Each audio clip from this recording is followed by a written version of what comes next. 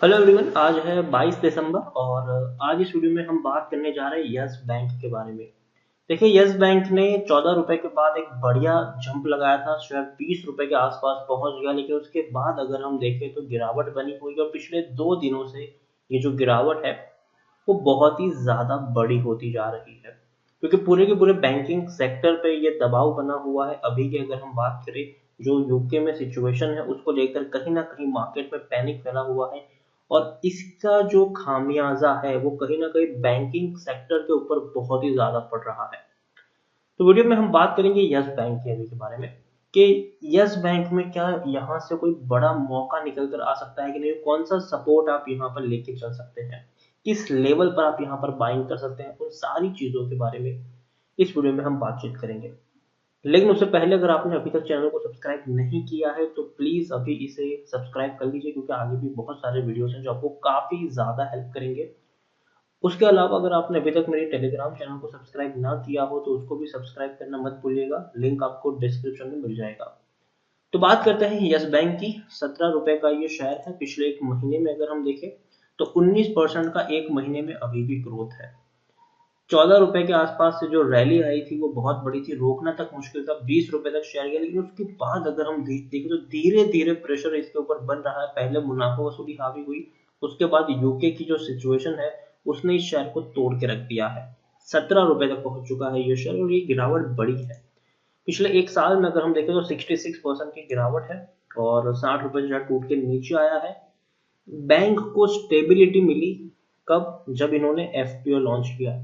FPO launch किया उन्होंने 12-13 रुपए के आसपास, और उस वक्त मैंने आपको यहाँ पर बाइंग की एडवाइस दी थी। इससे पहले मैंने आपको हमेशा यस बैंक को अवॉइड करने की ही सलाह दी थी, क्योंकि डेफिनेटली कर्जा बहुत ज्यादा था इस बैंक के ऊपर, एनपीएस बहुत ही बड़े थे और घोटाले में भी नाम इनका आ रहा था और मैनेजमेंट भी पुराना था जिनके ऊपर काफी सारे दाग लगे हुए थे और नए मैनेजमेंट को सेटल होने में एटलीस्ट थोड़ा टाइम तो लगता ही है।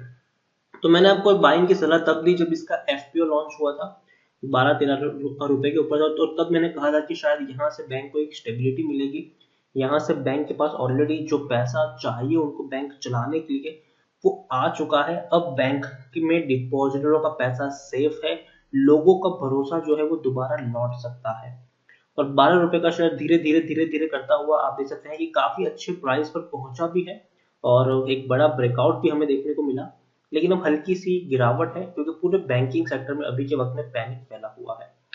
लार्ज कैप शेयर है तकरीबन 42,000 करोड़ के आसपास का, इसका मार्केट कैप है 28 करोड़ के आसपास का, वॉल्यूम ट्रेड है, काफी बड़ी क्वांटिटी में लोग खरीदारी और बिकवाली अभी भी यहाँ पर कर रहे हैं।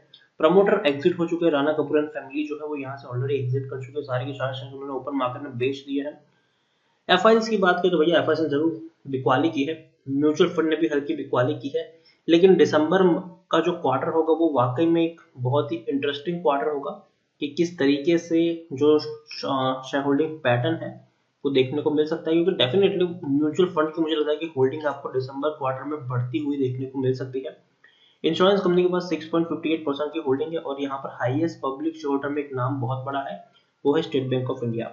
जब यस बैंक का क्राइसिस हुआ था तब स्टेट बैंक ऑफ इंडिया ही था जिन्होंने सबसे पहले आकर इस बैंक को रेस्क्यू करने का काम किया था, सबसे बड़ा हिस्सा खरीदा था, पूंजी यहाँ पर डाली थी। उसके बाद कई सारे बैंक आ गए यहाँ पर, चाहे वो आईसीआईसीआई बैंक हो, एक्सिस बैंक हो, कोटक बैंक हो या फिर एचडीएफसी बैंक हो या और भी कई छोटे मोटे बैंक हो, चाहे इसमें आईडीएफसी फर्स्ट बैंक हो, फेडरल बैंक हो, सब ने यहाँ पर पैसा डाला था और इस बैंक को बचाने की कोशिश की थी।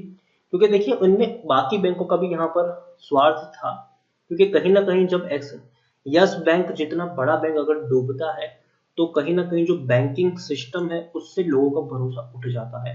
लोगों को लगता है कि भैया मेरा पैसा बैंक में सेफ नहीं रहेगा, तो बैंकिंग सिस्टम से भरोसा ना उठे ये इंश्योर करना भी आरबीआई और बाकी बैंकों का काम होता है। तो अपने फायदे के लिए उन्होंने यस बैंक में पैसा डाला था और बैंक को बचा लिया गया।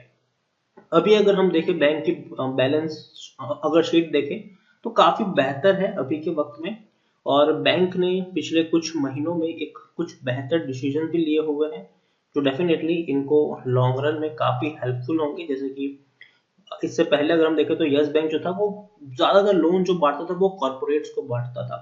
अब उन्होंने अपनी स्ट्रेटेजी को चेंज किया है, अपनी लोन बुक को सुधारने के लिए उन्होंने जो लोन्स है, ज़्यादातर लोन्स वो एमएसएमई सेक्टर को देने का उन्होंने फैसला किया है, छोटे मंजिला बिजनेस है उनको देने का फैसला किया है, ताकि छोटे लोन जो होते हैं ना वो रिकवर करना बहुत ही आसान होता है और कहीं ना कहीं गारंटी भी उनके पास रहती है।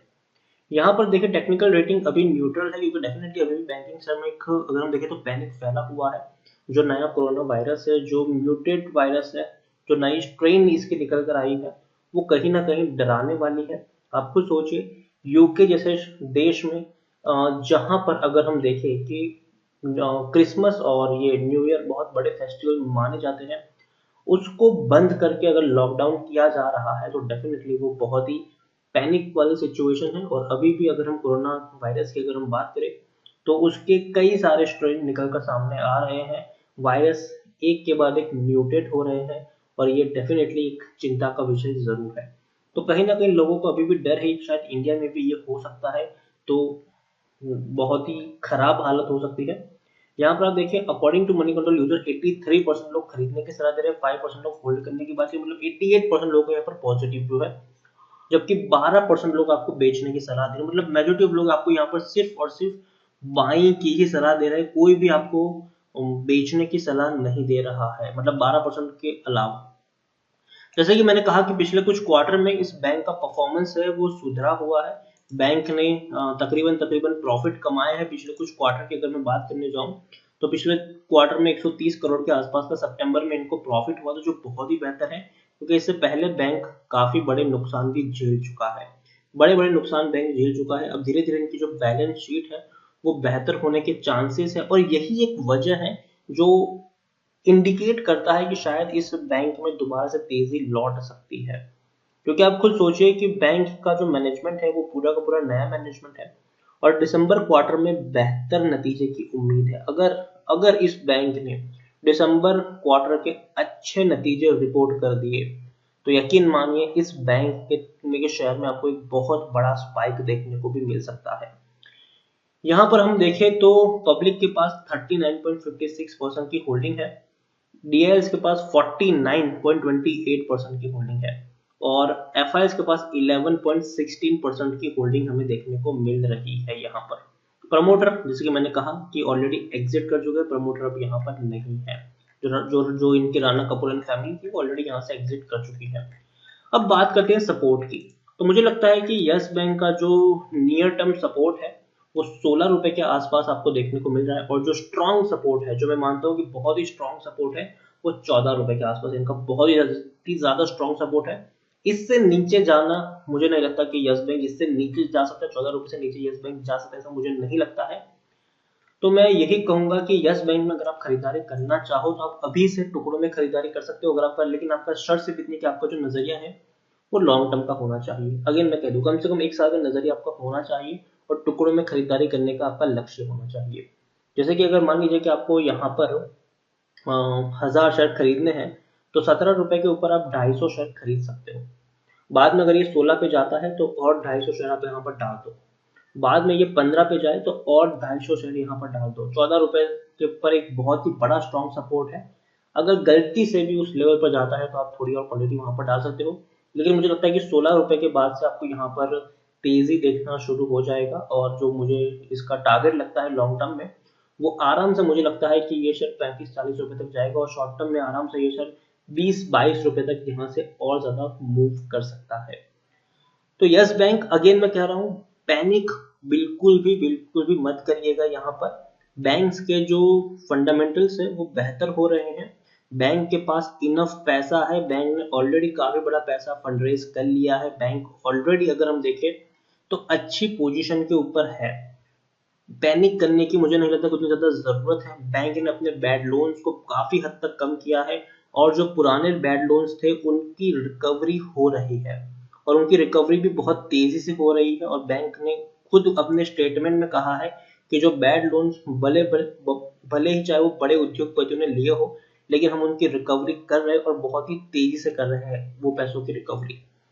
तो कहीं ना कहीं बैंक एक राइट ट्रैक पर मुझे अभी भी लग रहा है, और डेफिनेटली यहाँ पर आपको आने वाले दिनों में तेजी देखने को मिल सकती है, लेकिन शॉर्ट टर्म में थोड़ा सा प्रेशर बना है। तो मुझे लगता है कि एक बहुत ही बड़ा मौका है आपके पास यहाँ पर खरीदारी करने का। तो चूकेगा मत इसे, लेकिन शर्त सिर्फ इतनी है कि भैया आपको यहाँ पर टुकड़ों में ही खरीदारी करनी है।